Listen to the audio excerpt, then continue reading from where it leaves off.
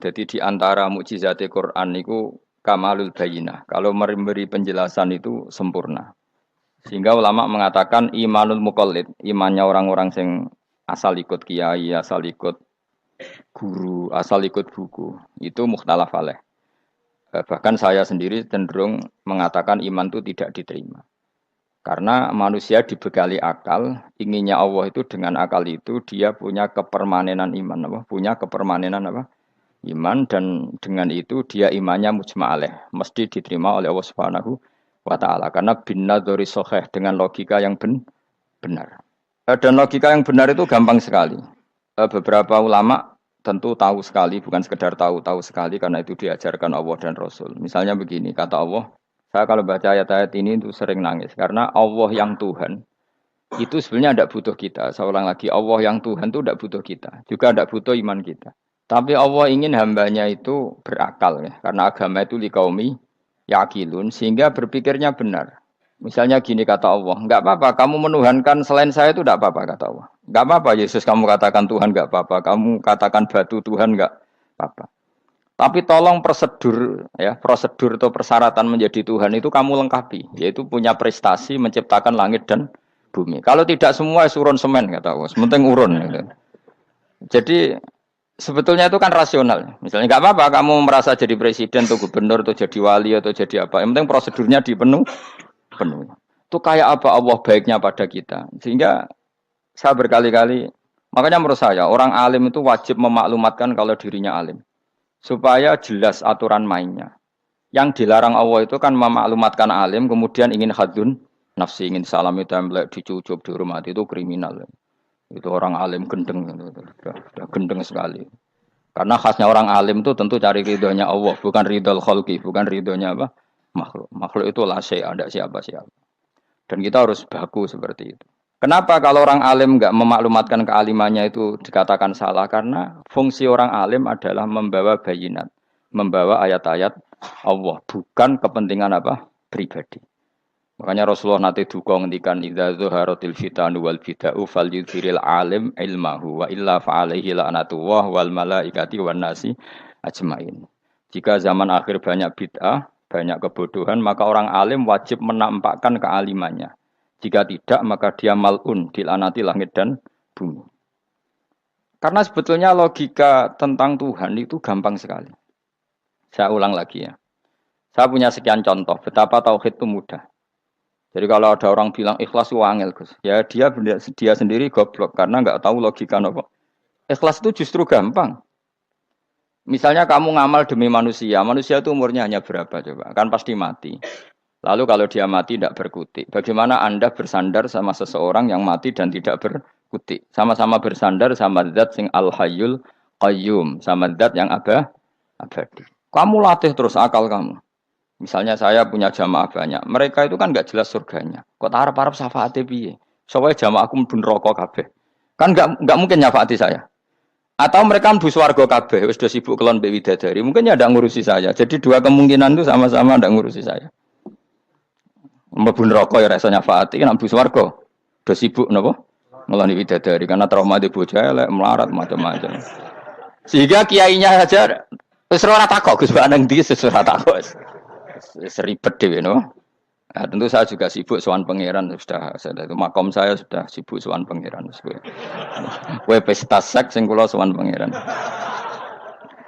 Wa swargame ayate pokoke inna ansa'na gunna napa? Insa'a faja'alna gunna.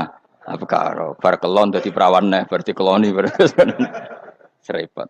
Kula insyaallah melok daftar sing fa amma in kana minal muqarrabin farauhu warihan. Jadi surganya muqarrabin itu enggak ada sifatnya. Di situ enggak dibakas bidadari, makan-makan enggak, tapi farauhu warihan. Satu surga yang sifatnya rohani. Karena enggak bisa disifati. Tapi saya daftar di situ ya hanya beberapa jam. Baru itu gabung kon. Sawangane kok karo rasane wong ayu juga keberatan.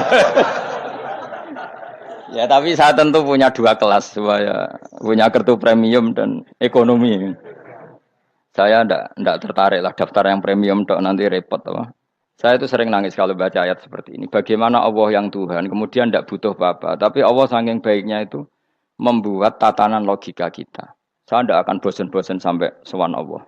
Bahkan andaikan saya masuk surga dengan faham ini, saya milih faham ini. Karena faham ini itu menguntungkan agama. Li'ilai kalimatillah. Sementara masuk surga itu hadun nafsi. Banyak ulama yang mengatakan, kenapa Anda tidak ingin mati? Padahal Anda mati masuk surga. Katanya, saya takut kehilangan momen sujud. Karena sujud adalah hak Allah. Sementara surga itu hakun nafsi. Keinginan saya. Tentu saya mendahulukan hak Allah ala hakin nafsi. Itu makam-makam yang... Dan itu nggak bisa... Kamu copy paste, orang yang pada kelasnya akan merasakan seperti itu. Dan kamu tidak perlu minat, malah paham. Jadi sudah, dengar saja, apa? Dengar saja. Begini misalnya, saya berkali-kali bilang, kenapa ulama dulu, saya ini kan di Sarang juga ngajar tauhid. Dulu saya ngajar kubrul yakiniyat. Di beberapa madrasah, termasuk di Sidogiri saya juga ngajar tauhid.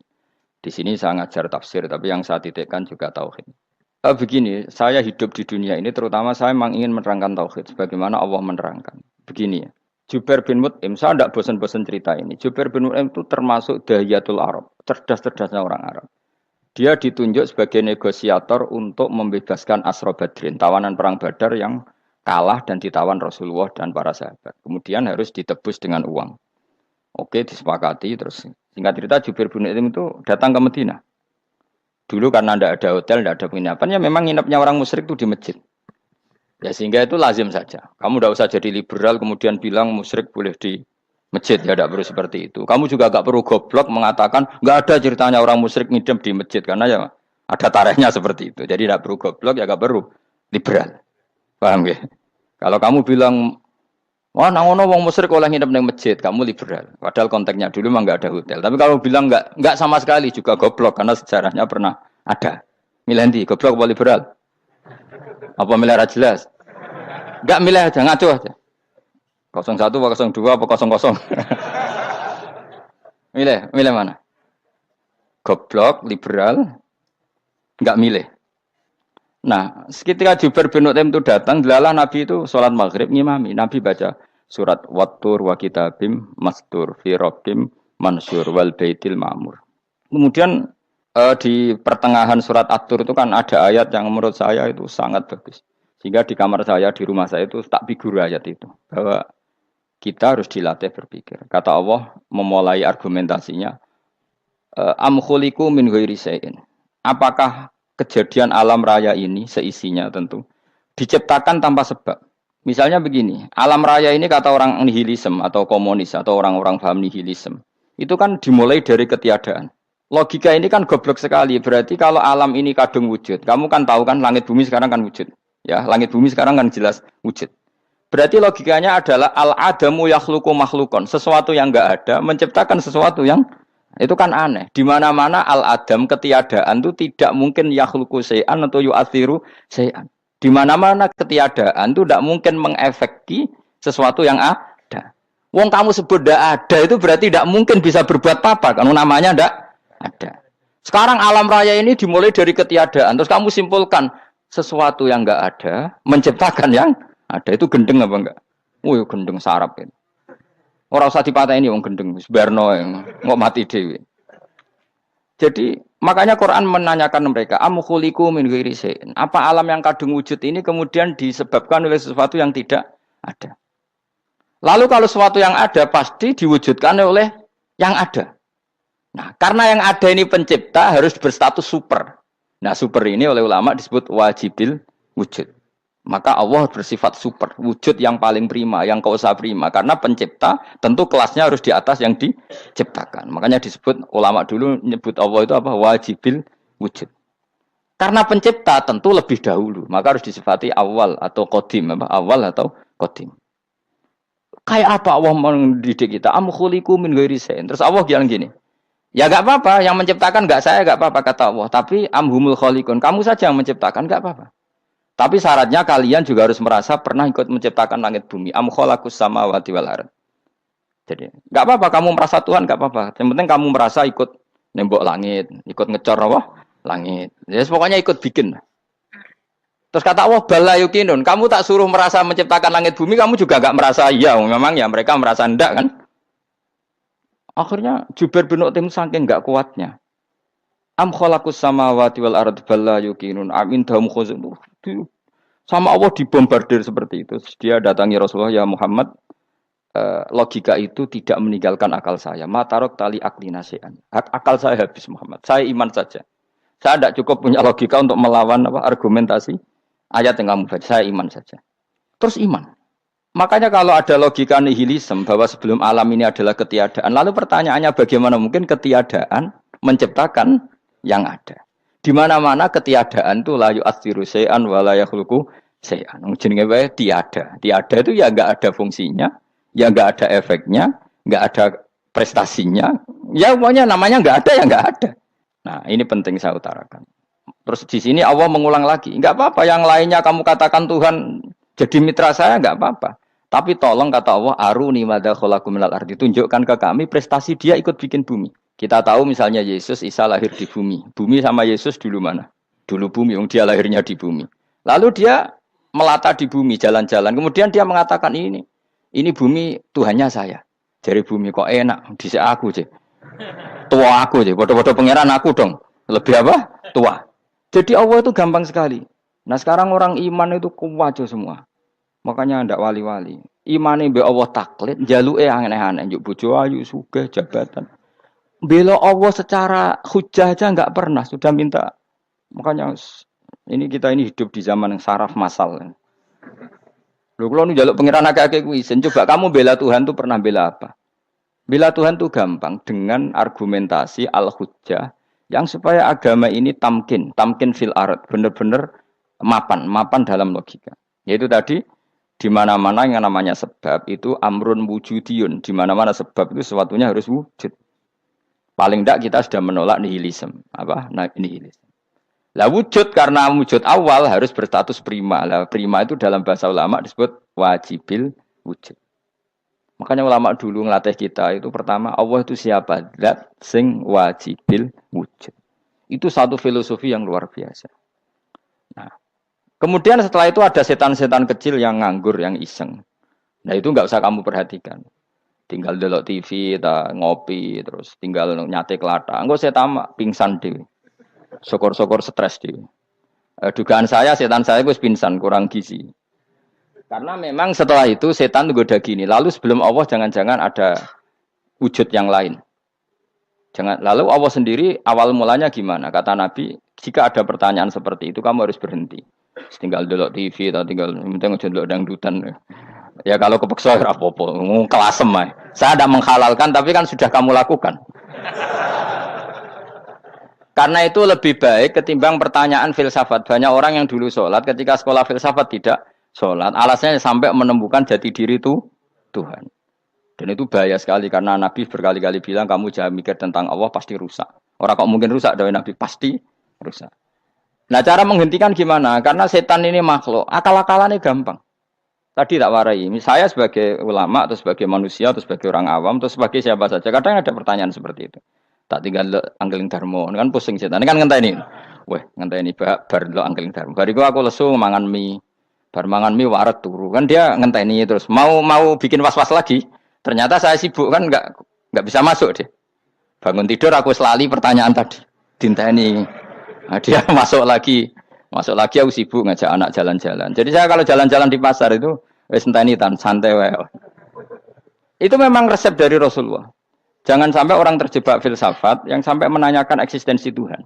Dan dia tidak mau iman, tidak mau sholat, tidak mau puasa sampai menemukan Tuhan itu siapa. Itu jelas minas syaitonir rajim, itu perilaku setan. Makanya Rasulullah setiap ditanya sahabat gitu itu Nabi guyu-guyu. Dan guyunya Nabi itu kata Nabi, baguslah kalau kamu takut Tuhan kalah kata Nabi. Nabi gojok gitu. Maka ada ulama yang punya seni berargumentasi yaitu Imam Ghazali. Jika setan tanya kamu lalu sebelum Allah jangan-jangan ada wujud yang sebelum Allah. Kata Imam Ghazali, ya itu saja yang Tuhan. Yang Allah ini enggak jadi Tuhan. Ya berarti wujud sebelum Allah itu yang benar-benar Allah. Kalau kamu bayangkan lagi, jangan-jangan sebelum itu ada wujud lagi. Ya itu saja yang benar-benar Allah. Sehingga tetap Allah itu menang terus. Paham ya?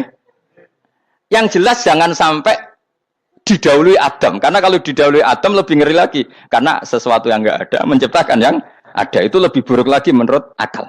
Menurut apa akal? Daripada kamu enggak salim Imam Ghazali, tinggal saja dulu. Tadi dulu sinetron. Itu yang lucu-lucu aja. Tidak sing lucu-lucu. Pendelok apa mencari Tuhan. Pokoknya sing aneh-aneh, sing goblok-goblok, sing lucu-lucu, sing perane wong apa?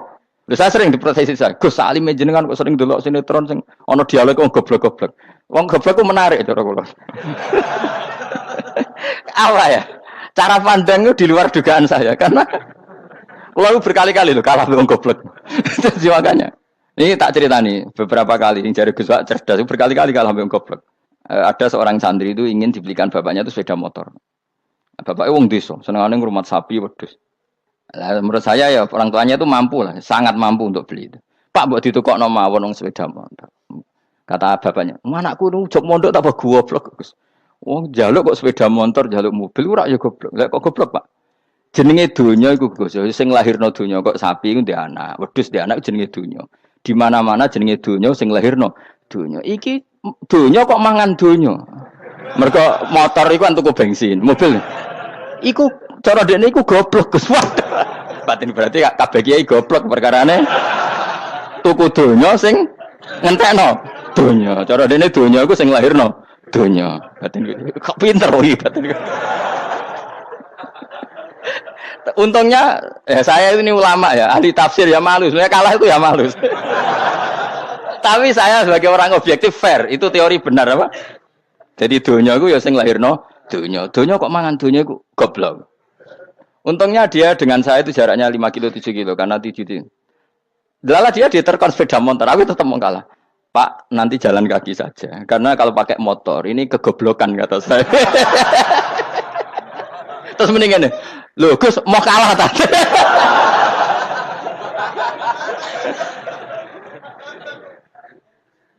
Wah kacau.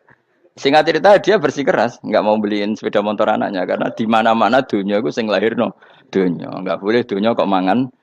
Ini satu kegoblokan yang agak ilmiah tadi. Nah Imam Asy'ari juga ngalami hal yang sama. Imam Asy'ari itu punya kita kalau ahli sunnah kan 2 partai ya.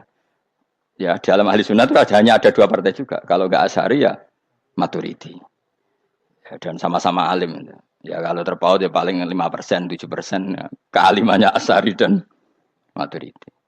Imam Asy'ari itu bikin logika yang jelimet seperti saya sekarang ini, logikanya jelimet tapi permanen. Jadi yang saya ajarkan tadi itu logika yang jelimet tapi apa? Permanen. Karena tadi alam raya ini kadung wujud. Kalau kadung wujud pasti pewujudnya yang menciptakan wujud pasti adalah kewujudan. Karena al-adam la yu'athiru syai'an. Di mana-mana kenihilan tidak yu'athiru syai'an. Ya sepakat ya, gampang kan? Tentu wujud ini prima disebut wajibil wujud. Lalu Imam Asy'ari itu bersikeras. Kalau imanul muqallid itu tidak diterima. Terus banyak yang keberatan ulama, tapi Nabi nyatanya yaktafi bi imanil a'rab al khalina anin nadzur. Nabi nyatanya mencukupkan imannya orang-orang Bedui yang mereka itu kayaknya tidak bisa mikir. Ya, Nabi yaktafi bi imanil a'rab itu wong desa al khalina anin nadzur yang mereka itu tidak bisa apa? Berpikir. Singkat cerita Imam Asy'ari survei. Coba ayo kita tanya orang-orang kampung. Ternyata kegoblokan orang kampung itu ya ilmiah, masyhur itu. Imam Asy'ari saja harus belajar dari wong awam, wong goblok-goblok. Kita kok ingin ya Badawi bima arafta rabbak. Kowe kok iman be Allah iku bima arafta rabbak. Lalu kamu tahu Tuhan kamu atas nama apa? Dengan logika apa? Jawabnya enak ya. Al-ba'ratu tadullu 'alal ba'ir wa atharul aqdam yadullu 'alal masir. Angger ana tletong ya ana ontane. Angger ana bekas delamaane wong ya ana sing bar liwat. Jadi misalnya ada bekas teracak anjing, berarti anjing habis liwat. Ada bekas apa ular ya berarti ular harus liwat. Ada bekas teracak manusia ya berarti manusia habis liwat. La wa hadzal alam atharun min athari qudratillah. Alam iki bekas, mesti ana sing gawe. Jadi Mas Ari pinter juga, mesti logikanya gak jelimet tapi agar ana tletong ana sapine. Ana teracake wong berarti ana sing bar liwat. Dene ngomong gampang wa atharul aqdam ya dulu alal masir.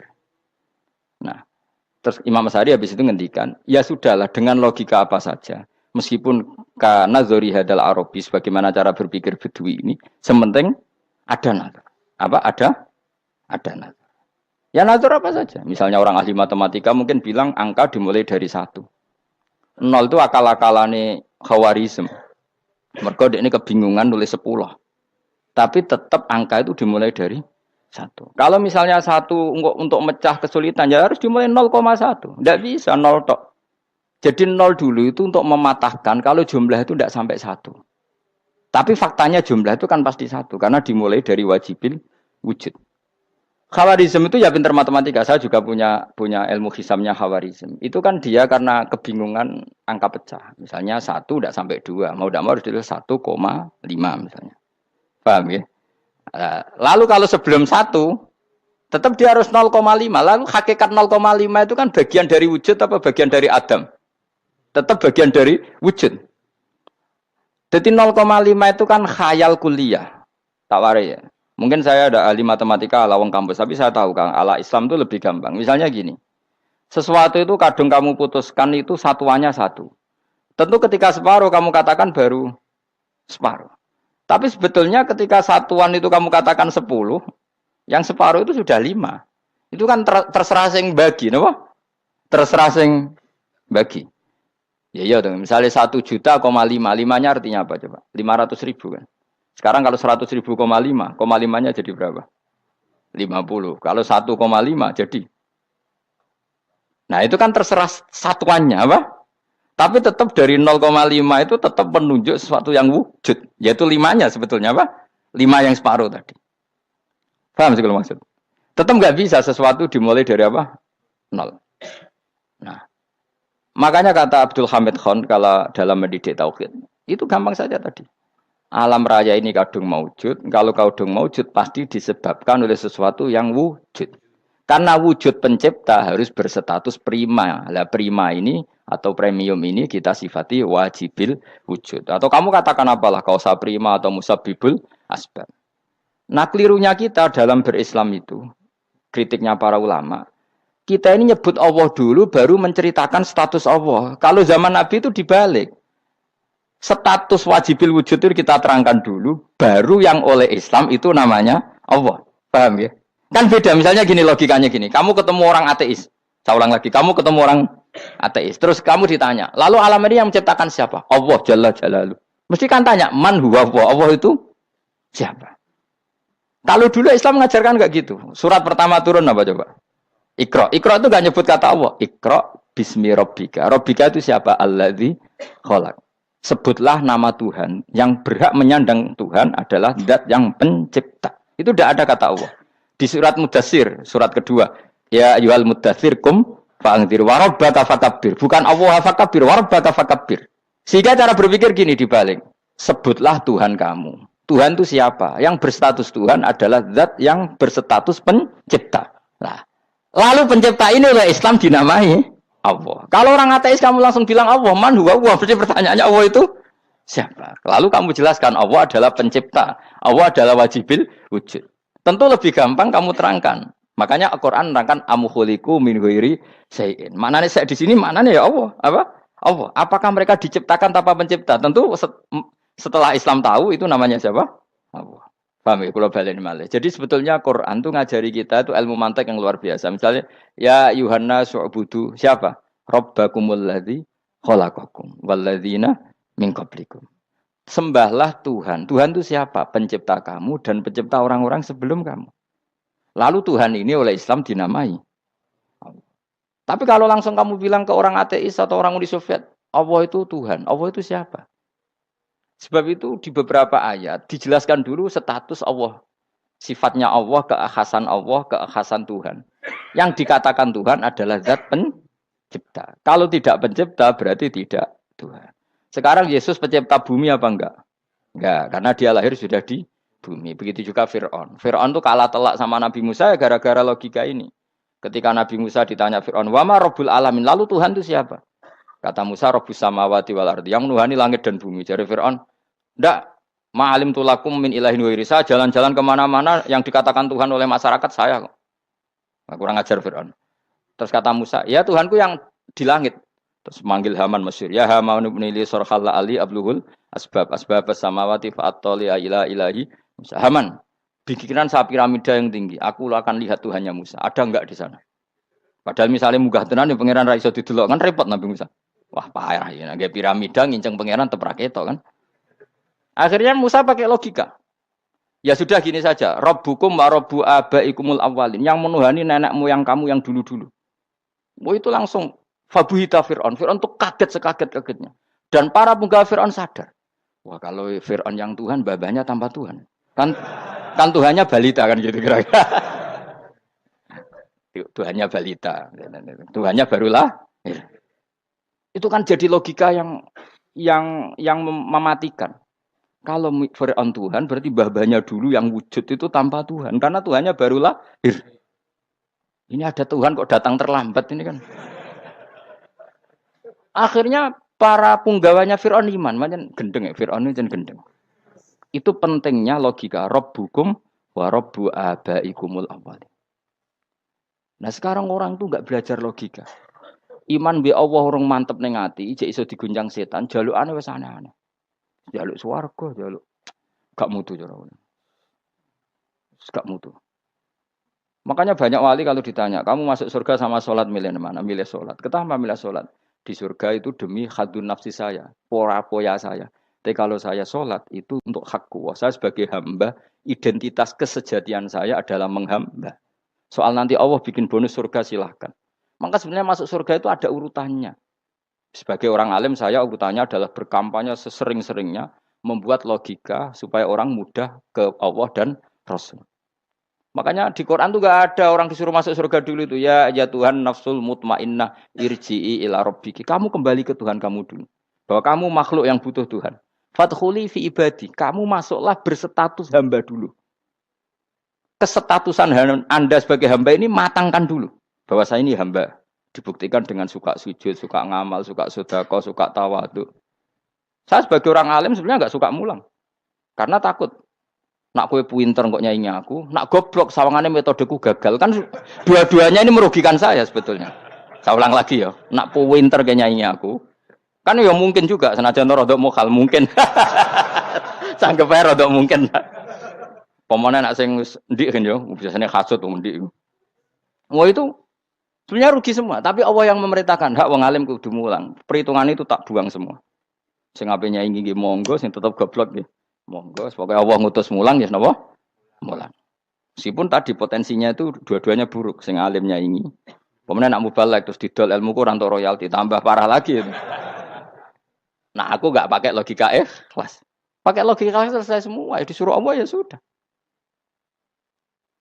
Saya ulang lagi ya, makanya saya minta ya.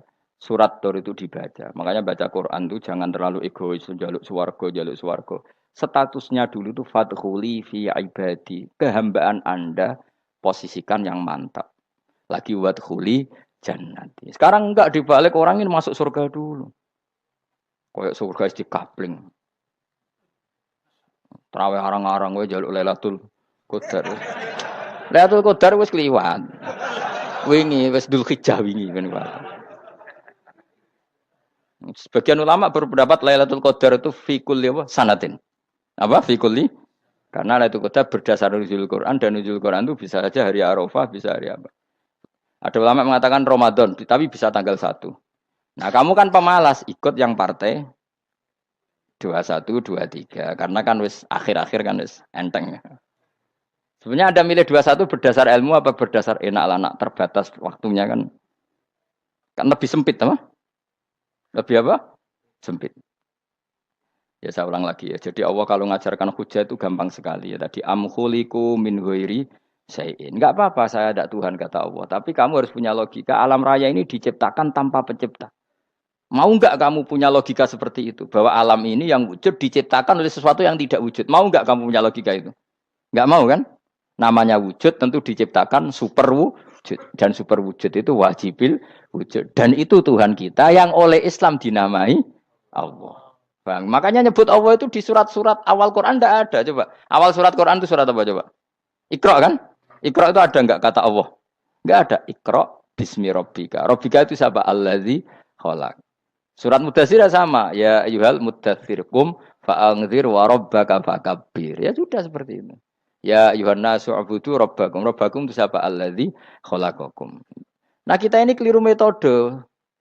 Pemene wong tukang wiridan Allah. Tapi ra roh Allah iku sing sapa?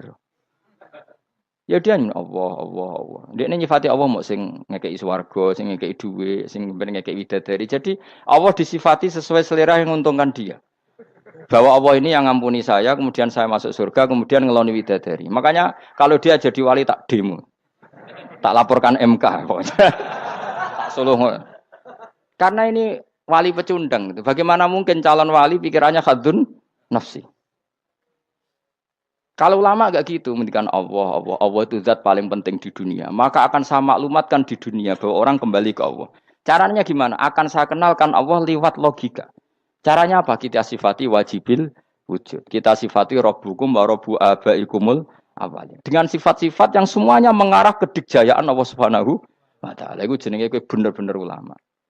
Iku disebut bal wa ayatum bayyinatun fi suduril ladzina utul ilm.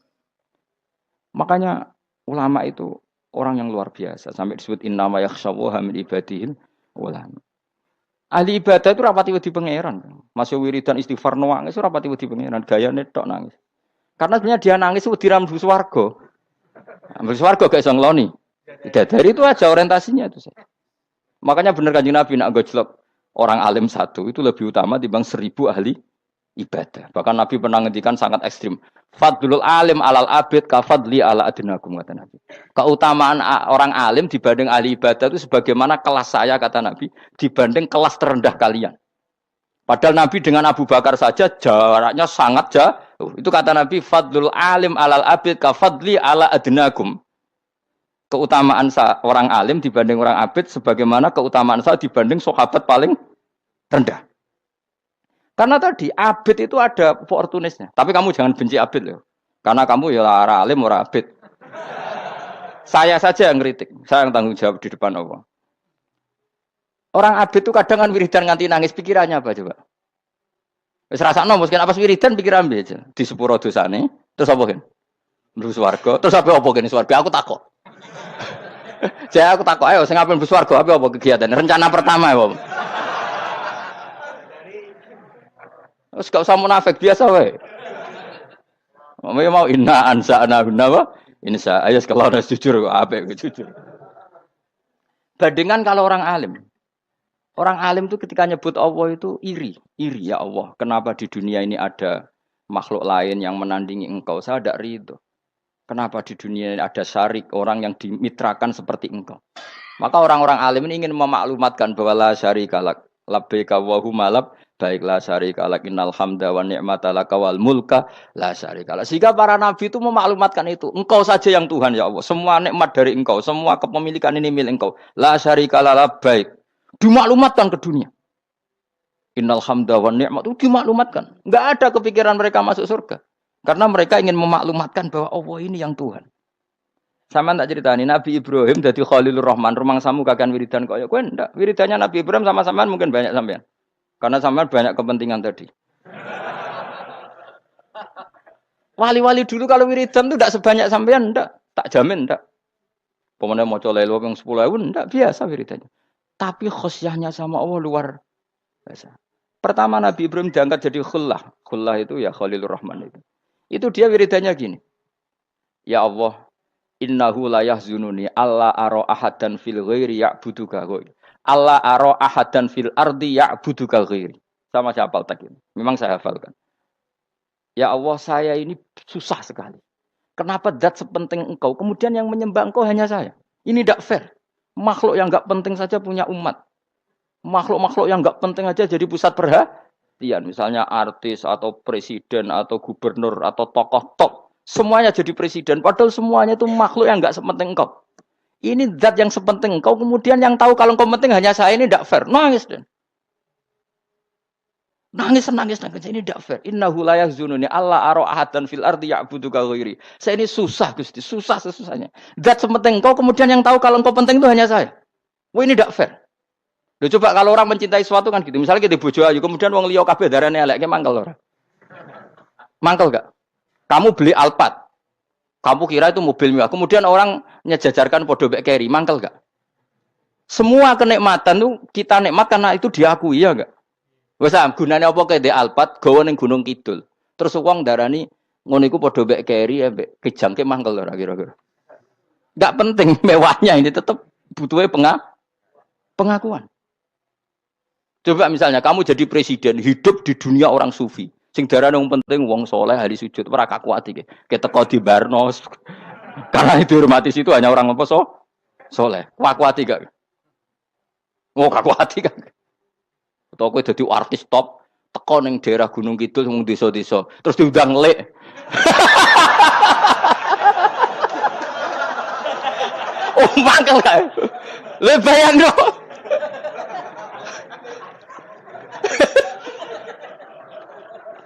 Oh, kamu menteri top, menteri BUMN, barang dolan itu iso diundang lek.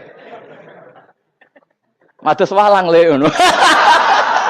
Oh, semua mangkel. Karena orang keren itu butuh pengakuan apa? Wes misalnya di bojo ayu terus wong liya kabeh darane elek mangkel gak? Sebetulnya orang merasa nikmat itu karena pengakuan. Bayangkan andekan orang itu melihat Alphard itu tidak wow. Orang punya Alphard gagah enggak? Oh, enggak gagah. Kalau orang lain enggak bilang apa? Oh. Ya mau misalnya digoning desa terus orang desa nganggap kok model tepak terus saya mau badhe numpang wedhus kula angsal, Pak. Kagak ati. Habis kan. Makanya branded itu harus dimaklumatkan. Nah, itu bayangkan Nabi Ibrahim. Zaman itu ada Raja Namrud yang dipuja-puja, ada orang kaya dipuja-puja. Kemudian engkau yang Tuhan, pemilik langit bumi, enggak ada muja-muja engkau. Ini enggak fair ya Allah. Nangis. Orang kok kowe eling pangeran sak jam, swarga Gusti. Dasar gak bakat wali. Terus saya itu pernah kangen Nabi Ibrahim itu sampai nangis. Dan itu saya tidak berdoa. Semua yang terkait Nabi Ibrahim itu saya baca. Mulai surat Quran, tafsir tentang Ibrahim. Dan sampai saya di Kudiro, di Tadbir Allah pernah ziarah ke makamnya Nabi Ibrahim. Itu saya hampir nggak pernah doa. Saya isek. Ya karena tadi. Ketika Nabi Ibrahim nangis-nangis gitu, ya Allah ini tidak fair. Engkau zat terpenting di alam raya ini. Kemudian nggak ada yang menuhankan engkau. Nggak ada yang perhatian sama ini tidak fair. Susah sekali. Karena yang tahu engkau Tuhan itu saya tok. Masyhur itu sama Allah. Karena Ibrahim nangis-nangis itu terus sama Allah diterbangkan ke langit. Itu disebut wakadzalika nuri Ibrahim malakutas sama. Di langit ada jutaan malaikat sujud, jutaan malaikat ruku, jutaan malaikat baca tasbih. Nabi Ibrahim oke Gusti kalau gini ya benar, ini baru benar kata. Makanya terus Allah dengan keangkuhannya, karena Allah punya sifat angkuh dan itu sah walahul kibriya. Kan sifat angkuh baik untuk Allah tapi tidak baik untuk makhluknya, dan Allah dengan sifatnya walahul kibriya. Kata Allah, kalau nasihati para nabinya, kamu tidak usah susah. Jika di bumi jarang orang nyembah saya. Innalladzina 'inda rabbika yusabbihuna lahu bil-laili wan nahar wa hum la yasamun. Kamu tenang saja. Orang yang di sana di langit-langit itu maksudnya para malaikat itu bertasbih siang dan malam. Wa hum la yasamun, dan mereka tidak berhenti-henti, tidak bosan-bosannya bertasbih. Jadi nabi itu baru terhibur kalau yang diidolakan itu keren. Itu nabi, itu wali. Itu wali kutub, itu wali. Kamu enggak nyebut Allah itu. Sebenarnya kamu kan enggak ingin kan bangun malam ingat Allah. Berhubung utamu akeh. Terus Allah mbok libatno, mbok nyaur kan sebetulnya itu. Kamu ingin jadi bupati. Sebenarnya kamu enggak kangen Allah. Kamu ingin jadi bupati. Terus Allah mbok jak koalisi kan gitu. Terus malam-malam Allah, ya Allah ini hambamu ya Allah minta ini. Sebenarnya kamu kangen Allah apa kangen keinginan kamu? Terlalu menyindir banyak orang ya. Maksudnya ini cerita saja. Ya sudah ini kayaknya kok banyak yang tersindir. Tapi ini kan ngaji. Yang ngaji itu harus naik kelas. Ya sudah tidak usah diteruskin kok banyak yang tersinggung. Ya sudah tidak usah diterusin. Walau akhidu mau mengalap sapa Allah anasa yang manusa bima klan perkara kasabuka nglakoni sapa anas. Minal ma'asi sing pira-pira maksiat. Mataroka. Mongko ora ninggal sapa wa ta'ala dzuriya ing atase dhuwure artayil ardi minda batin saking kewan apa wae. Nasama tegese kewan tadubu kang melata pun sama alih ing atase arat. Kalau saja Allah ingin merusak manusia karena dosa-dosanya, pasti tidak disisakan beberapa sesuatu yang jadi kebutuhan manusia, termasuk daba, misalnya enggak ada hewan, enggak ada tanaman, enggak ada apa saja di bumi karena Allah ingin mengadab manusia. Tapi nyatanya di balik mereka maksiat tetap fasilitas kepentingan manusia ada karena sifat ghafurnya Allah, sifat rahmannya Allah. Walakin yu akhiru tetapi ini ngakhirna sapa wa hum wong akeh ila ajalin tumeka maring batas musaman kang wis ditentono. Yaumil kiamat tegese dina kiamat. Fa idza jaa mongko nalikane teka apa ajaluhum ajale wong akeh fa inna wa mongko satuna wa taala iku kana ana sapa wa bi ibadihi kan kawulan apa basiran dat sing mirsani. Fa yujazi mongko males sapa wa ing wong akeh ala amali ing atase wong ngamale wong akeh. Carane ngemalas Allah tentu profesional atau prosedural fi isabatil mukminin kelawan ganjar wong mukmin wa iqabil kafirin lan nyiksa wong kafir. Ya jadi Quran itu gunanya ya membuat logika yang benar supaya orang itu menghindari kesalahan. Jadi menakut-nakuti itu kalau nggak harus tentang neraka, takut dari kesalahan, takut dari kebodohan. Kan kita juga takut kan punya pemimpin yang salah, takut punya kasus, takut kepleset. Ketakutan tidak harus dari neraka. Makanya saya berkali-kali bilang, saya sering dulu dinasihati Mbah Mun, hak, enak kepenak alim, ojo sering mau tafsir, mari goblok dari Mbah Mun.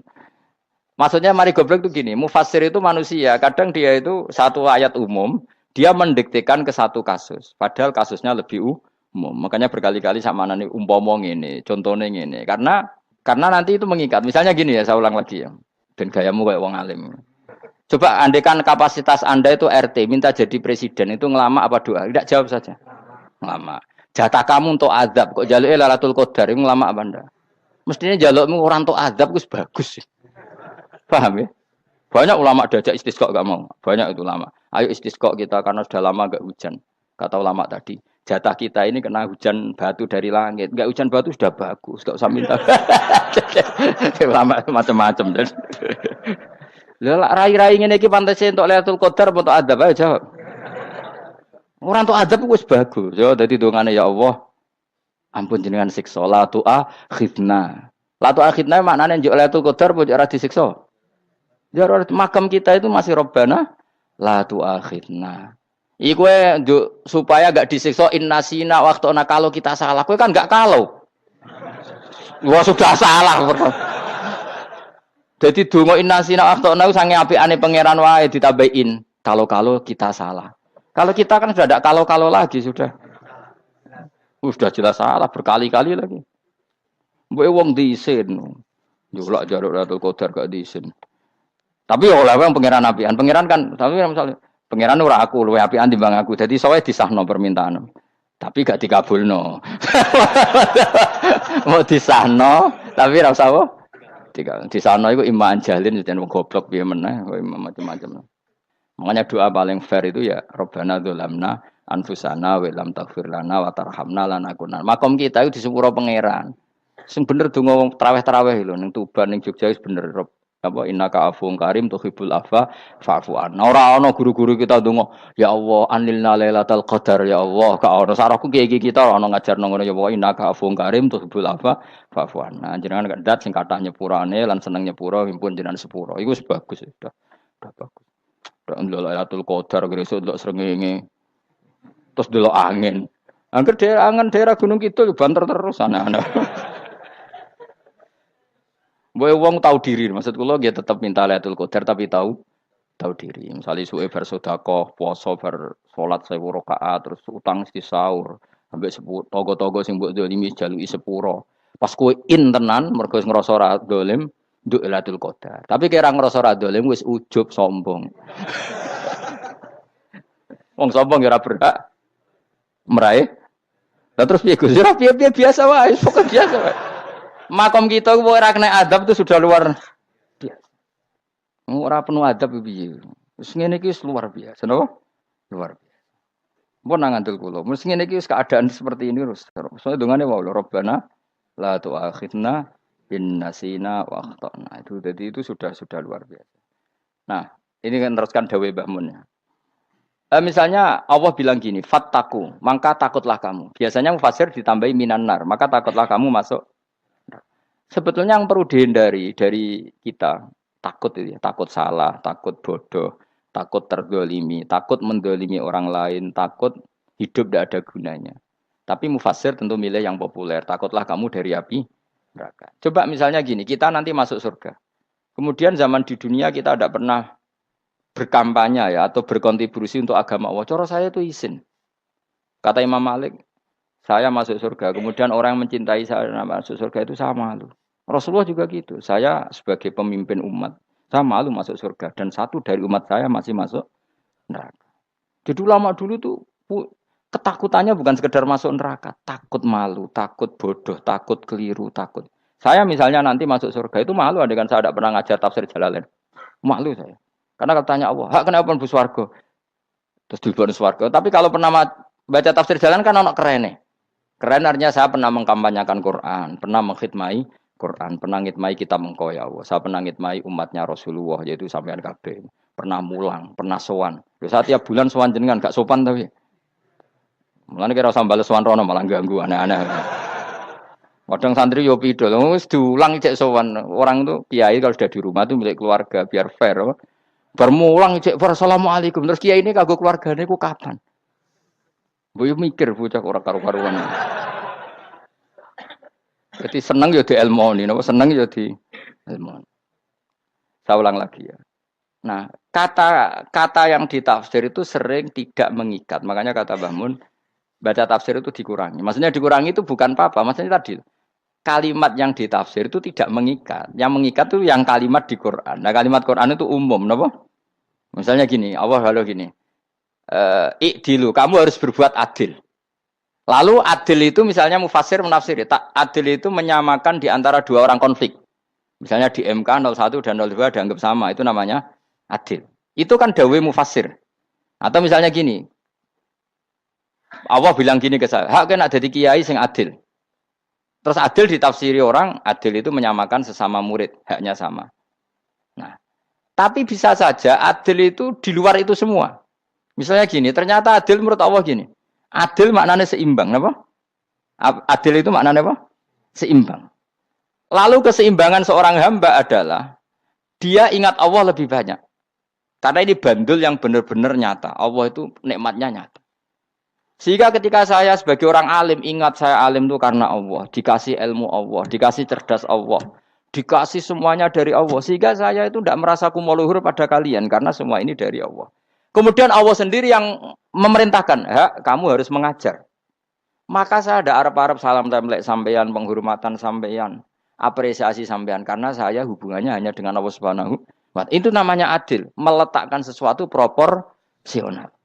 Itu juga adil namanya. Makanya seseorang itu enggak bisa dikatakan abid selagi belum tahu kalau ibadahnya minallah. Jadi misalnya ke ibadah tok.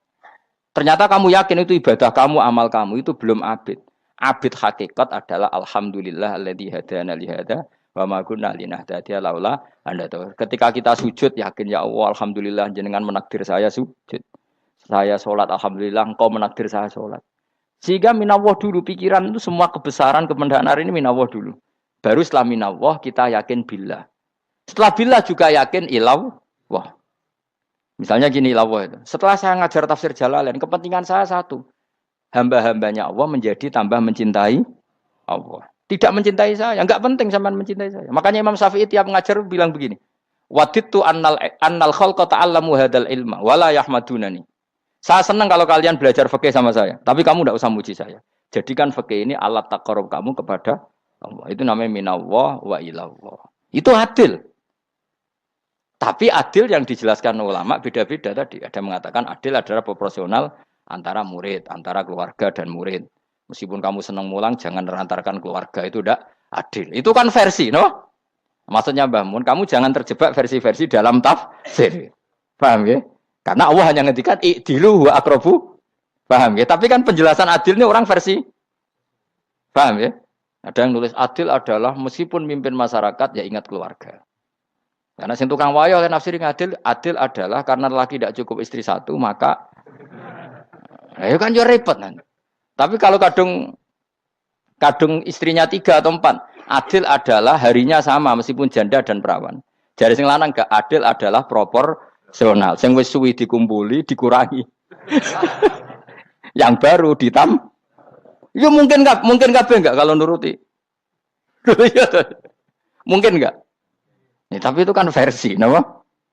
Maka kata Mbak Mun itu memang saya itu merasakan, saya sebagai mufasir merasakan memang saya kan sering baca Jalalain beda dengan tafsir Munir, nanti beda dengan tafsir Qurtubi. Saya beri contoh misalnya. Dan kamu pasti salah jawab ini. Kalau kamu benar berarti ya alim tenan. Wa idza darabtum fil ardi falaysa 'alaikum junahun an taqsuru binas shalah. Orang kalau pergi itu boleh enggak ngosor salat? Enggak, jawab saja. Boleh kan? Ngosor salat itu apa? Misalnya sholat asar 4 jadi berapa? 2. Kalau isya jadi 2. Kalau subuh? Enggak, sudah maju lah. Maghrib? Enggak, kan yang bisa dikosor hanya berapa? Yang rubaiyah, yang apa? Berarti kamu yakin? Antak suruh minas sholat artinya 4 jadi 2, yakin? Ndak jawab saja. Yakin. Nah itu termasuk orang pinter ya. Berarti ilmu lagi sak trip. Ya. Sebetulnya kata Imam Qurtubi enggak. Ayat itu kan hanya bilang gini, kalau kamu bepergian maka kamu boleh menyendak sholat. Qasru itu memotong. Dari aturan yang dulu 4 menjadi 2. Sebetulnya tidak hanya itu tok. Aturan tidak boleh membawa najis menjadi boleh. Aturan harus tumak ninah menjadi tidak harus tumak ninah. Misalnya kamu sholat dalam keadaan perang, wajib tumak ninah apa boleh sambil lari-lari?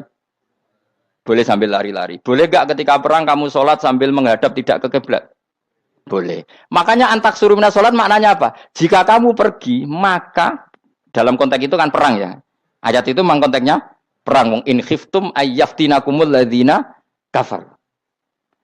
Jika kamu dalam keadaan perang, maka boleh memangkas apa yang pernah wajib dalam aturan sholat.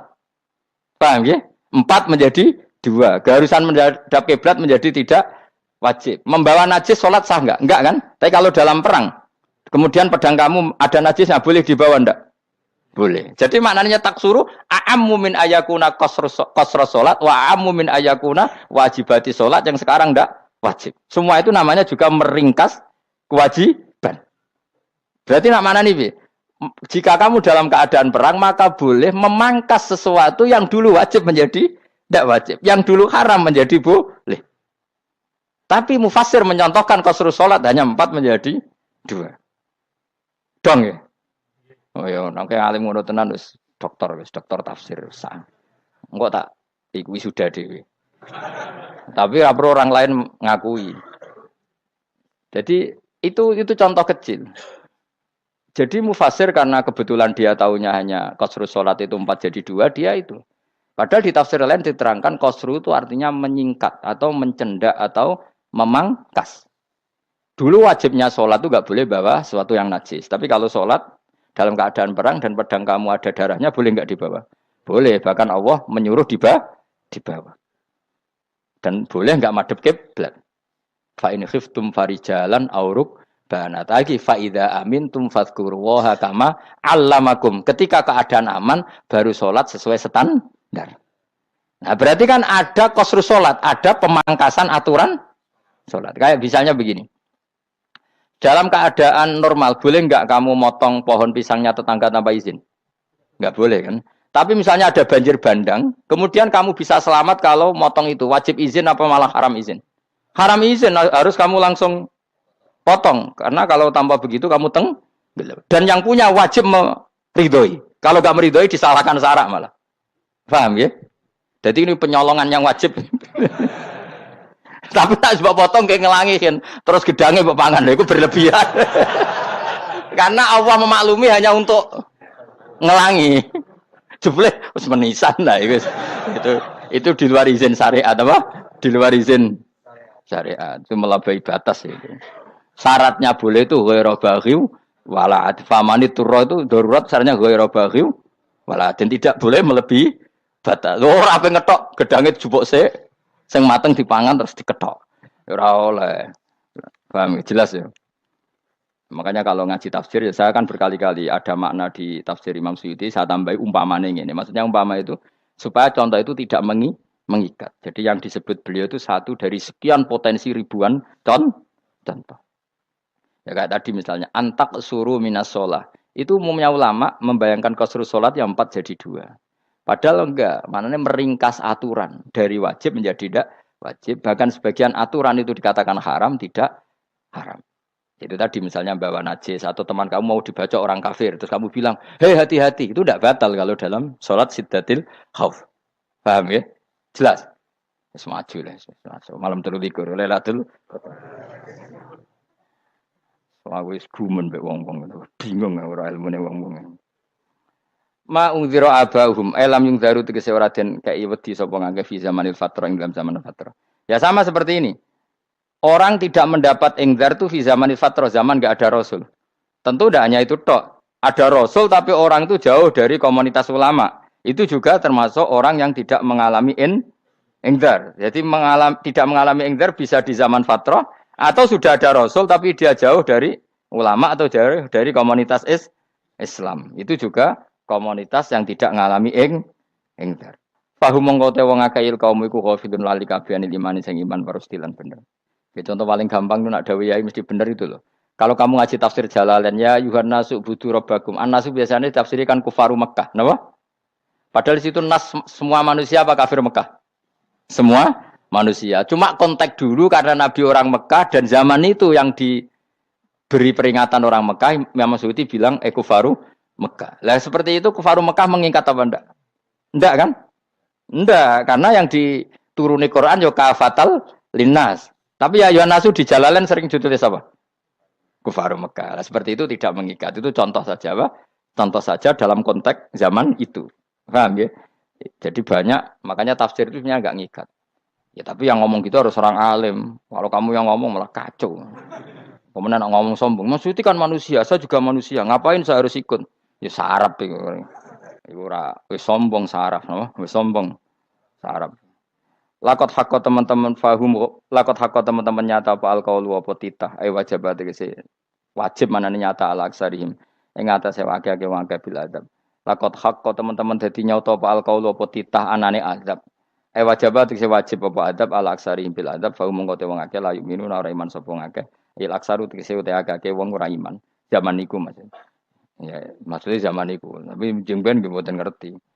Tapi yang mungkin Batu Isa itu semua orang iman, tapi ya banyak yang setelah iman itu tidak bermanfaat lagi karena wes napa matahari terbit dari napa barat. Hina la yanfa'u nafsan imanuha lam takun amanat min qabl. Inna saat temen ingsun ucal naga ingsun fi anaqihim. Ing dalam gulu-gulune wong akeh tak gawe aghlalan ing belenggu. Bi ayu dhamma gambar bi antu dhamma gambar ento dewi kumpulno ilaha maring anak apa alai di tangan. Di anal gil lah karena saat menegil iku yajma'u iso ngumpul napa gil al yada ing tangan kal unuk maring geger maring napa gulu guri lho jenenge unuk. Wong Arab nak darani kene iku unuk, nak darani kene iku nakher. Ya jare wong Arab, ya kene iki unuk, kene iki nakher. Lah gulun niku ngeten, tangan didakok teng napa? Napa? Gulu. Napa jenenge cidok niku cidokne. Sing guri. Faya mengkote tangan ilaidi kumas muatun ting kumpulno ilal atqoni maring dagu. Niki lho jenenge dagu jam udzakonin wa ya mustama'ul lahyan. Kumpulnya dua dagu atau dua wang nak cumanan bahum mongko te wong akeh mukmahuna iku dadi bunder sapa wong akeh manane rafiuna ngangkat wong akeh ruusaum ing sirahe wong akeh lastatina ora iso mampu sapa wong akeh khodaha ing ngendekno ruus menen dhewe maksudi wa ada uta iki mutamsilun mu bayangan mu tamsil gambaran mulane kula gumun be ulama riyen tak contohno ya nak ulama dhisik ku top wong dhisik nak darani bun rokok digludungno. Wong kafir sok ben digludungno ning neraka. Iku ya pancen ngalim tenan wong dhisik. Mergo gambarane ngene, ora usah mbok praktekno sok ben, praktekno saiki wae. Nek praktekno sok ben kowe sok ben mlebu neraka. Dadi ngeten, wong nak lungguh ngene, wong Arab nak darani iki ason-ason. Terus ngeten. Ngeten. Niki kan niki jenenge apa? Dengkul. Dengkul itu kena dagu, terus tangan kena cidok. Dadi ngeten. Jadi wong wis dalam keadaan bunder. Paham ya? Lah melane malaikat karek nyaduk terus gludung-gludung ngono. Paham ya? Dadi mergo yo napa? Dengkul nemplek dagu, paham ya? Tangan nemplek cidok. Terus ditaleni. Paham ya? Terus ya karek gludung dong, melane wong kuno nak darane bun neraka iku. Oke bayangno saiki sok ben ra usah, gak usah mlebu maksudnya, paham ya? Mulane ape mlayu ora iso, wis posisi ngono, paham ya? Sebenarnya rasa delok, maksudnya itu praktekno saiki. Orang delok lho. Lah dawuh Imam Suyuti wal muradu te kang den kersakno iku annahum sak temne wong akeh la anu nek ora tunduk sapa wong akeh lil imani maring iman. Wala faduna nek ora tunduk sapa wong akeh ora ndilukno ru'usaum ing sira wong akeh lahu krana iman. Iki tapi dawuh Imam Suyuti. Tentu tidak semua ulama sependapat. Jadi cara Imam Suyuti semua yang dikatakan Quran ini mu'tamsil. Artinya mereka tidak tunduk, maknanya tidak menerima iman. Ya, tapi itu cara Imam Suyuti. Ulama lain yang mengatakan tidak. Memang orang kafir ketika masuk neraka dalam keadaan seperti itu dan digeludung. Ya tidak apa-apa sama-sama benar. Ya sama-sama benar karena ya Quran itu milik bareng, ya. Milik bersama. Jadi apa ya? Kan banyak kalimat kayak tadi mengkosor solat, meringkas solat. 4 jadi 2 yang meringkas, paham ya? Dari aturan ketat menjadi agak longgar juga meringkas. Jadi semuanya namanya memotong apa? Memotong dari 4 menjadi 2 ya memotong, paham ya? Dari aturan wajib menjadi tidak wajib juga memotong. Nah, itu kan sama-sama benar. Lihat nanti konteksnya. Wajah lan gawe sapa ingsun mimpeni aitim sanging ngarepe wong akeh sadan ing tutup. Wa min khalfim sanging gurine wong akeh sadan ing tutup. Fathisin sadan wa dhamiha lan dhumai sin sudan fil maudhi'in ing dalam panggonan loro. Fakhsena mongko ngekeki gelap ingsun ing wong akeh fa mongko te wong akeh laib sirun rani ngali sapa wong akeh. Tamsilun iki ya contone aidon lisat diturukil iman maring ketutupe dalan iman alih mengatasi kufar. Nak cari maksudnya kabeh iki mau tamsil. Dadi ngene. Dari depan kami kasih tutup, dari belakang kami kasih tutup, kemudian mereka saya kasih kegelapan. Maka mereka tidak tahu. Mananya apa? Dari arah depan yang mereka enggak ngerti pentingnya iman, dari arah belakang yang mereka tidak ngerti pentingnya iman, maka mereka buta, artinya tidak iman. Itu dari Imam Suyuti. Tamsilun aidoni hanya perumpamaan lisat diturukil iman, yaitu tertutupnya jalan-jalan iman. Tapi ulama lain mengatakan ya enggak. Memang pernah ada peristiwa di mana orang kafir ngepung Rasulullah, dan mereka dari depan matanya dihalangi, dari belakang dihalangi, sehingga ketika Rasulullah keluar mereka tidak melihat. Itu ya nyata. Ya jadi makanya ngaji ya. Jadi ben keren. Oh ini ada sekian tafsir. Terus gue ngomong kan kayak wong alim keren. Nah takoi kata siapa? Ono rekamane. Tapi yang ora ngaji dhewe. Nah takoi kata siapa? Ada rekamannya. Lah anak aku takut ada kata siapa Gus tak dudono kitabe. Lah anak gue dudono rekaman. Iku apik zaman akhir ngono wis maju. Sokoke sing rido Kang. Enak kok Kang dadi orang alim gue enak. Nanti itu dadi wong alim ya rugi. Tadi nanti kan gitu. Syekh Abdul Qadir masuk surga. Entah ini gelombang kedua dan para penggemarnya. Jadi akhirnya sing alim tenan yang mlebu swarga, sing kedua dan para penggemarnya. Iku ora usah alim Kang, cukup penggemar. Jadi aku sebenarnya rugi kan. Gus Pak masuk swarga kedua dan para penggemar. Waduh. Terus jebule padha ae. Iku saking rahmane Allah. Kenapa? Kan masyhur itu hadis itu. Rasulullah itu ada sahabat nangis, enggak bisa tidur nangis. Berhari-hari enggak bisa tidur nangis. Hanya karena ingin punya satu pertanyaan. Lama-lama ketemu Nabi, ya Rasulullah saya sudah berhari-hari enggak bisa tidur, ingin menanyakan ini tapi tidak berani. Coba kamu tanya saja. Ya Rasulullah, saya ini kalau mati, engkau kan suatu saat dipanggil Allah. Saya tidak ketemu engkau. Makanya mumpung sekarang saya tak melihat wajah engkau sekuat-kuatnya, sepuas-puasnya. Kata Nabi ya. Terus, kenapa? Ya kalau engkau di surga, saya di neraka kan enggak ketemu lagi. Atau kalaupun engkau di surga kan kelasnya beda, kan enggak ketemu lagi. Jadi kemungkinan dua-duanya itu enggak ketemu. Kata. Karena tadi bisa aja, ya artinya Nabi karuan di surga, saya di neraka enggak ketemu. Atau engkau di surga, saya di surga pun beda kelas. Ya enggak ketemu. Kata Nabi, tidak begitu aturan mainnya. Almar'u ma'aman ahabba. Orang itu sesuai yang dia orang bersama orang yang dicintai. Jadi ya saya harus ikhlas kalau kamu saingi nanti. Yes, takdir no. Takdir. Wasawana ni padha uga ale ing atase wong akeh angger tau te ngekek peringatan sira gumeng wong akeh tahqiqil hamzatain angger ta. Wa ibdali saniyati alifan angger ta humata sili ala nasil hamzah wa itu khali alifan wa pun alif binal musahalan dan hamzah sing ditasil wal ukhra lan ya wa tarki lan tinggal itu khol. Amlam tungzirhum wong ra wis bakat kafir mbok elingno cek ra mbok elingno tetep la yu'minun ora gelem iman. Lah sing iman iku sapa inama tungziru mestine ngelingno sira. Maksude yan fa'u tegese manfaat iku ing daruka peringatan sira. Peringatan nemu manfaat man ing wong ittaba kang anut sapa man adzikra ing Quran tegese Quran. Wa khasyalan wedi sapa man ar-Rahman ing Allah Rahman bil ghaibi padahal ora roh pangeran. Ya khofa tegese wedi sapa wong ing Allah toh walam yara ora ningali sapa wong ing Allah. Nane bil ghaibi itu apa? Takut Allah dalam keadaan toh dia tidak melihat Allah langsung. Mereka tak tafsiri bil ghaibi barang gaib. Barang gaib ning Indonesia terjemahannya hantu. Melihat alam gaib itu maknanya apa dalam bahasa Indonesia? Hantu. Mulane bil ghaibi rata terjemah apa? Ya namanya ini wa khosyal lan di sapa wong ar-Rahman ing wasi Rahman bil ghaibi padahal dene ra roh langsung.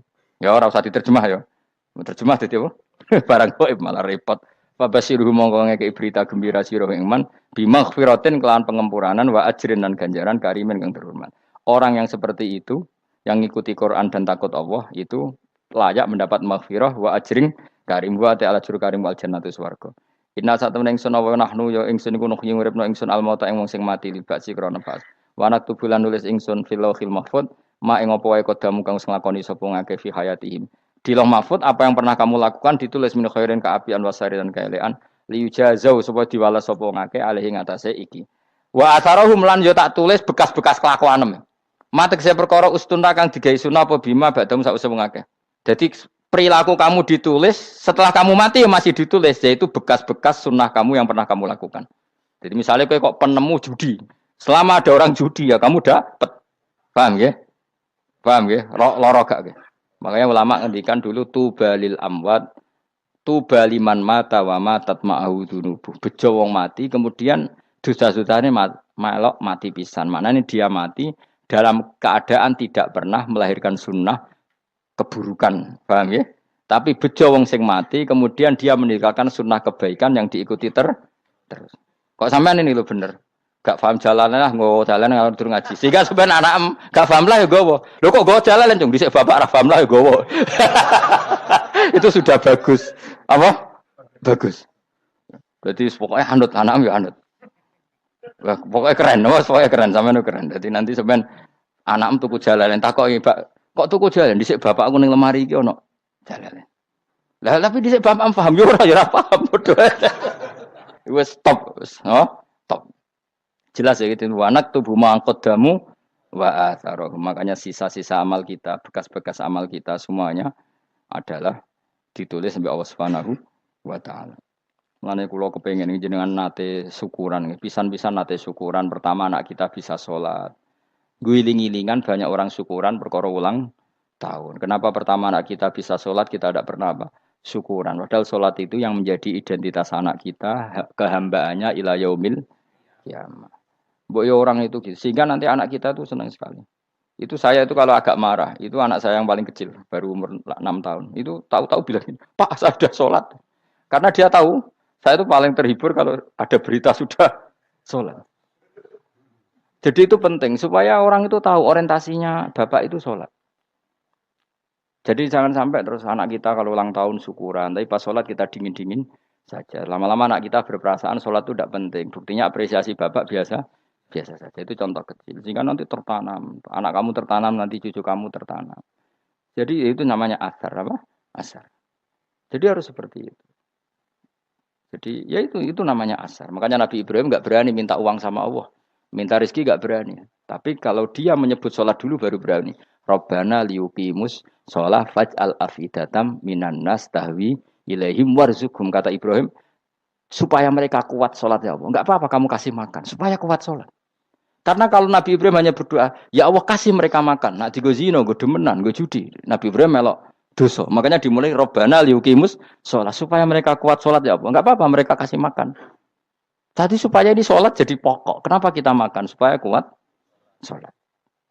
Andai kan Ibrahim hanya berdoa supaya kasih makan mereka. Kemudian kekuatan itu dipakai maksiat. Ibrahim kan ikut dosa. Itu sirinya kenapa doanya Robbana liyuqimus sholat. Ya. Jadi kata liyuqimus sholat didahulukan. Apa? Supaya mereka kuat sholat. Maka kasihlah makan. Kasihlah rezeki. Jadi supaya sholat jadi pusat orientasi.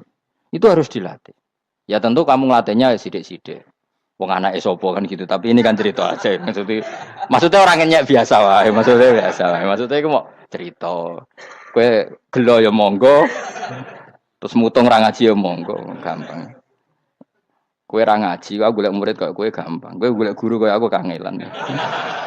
Ya maksudnya sing gelem ngalah teko ini kan. Oh, liyane larang kang nyewane.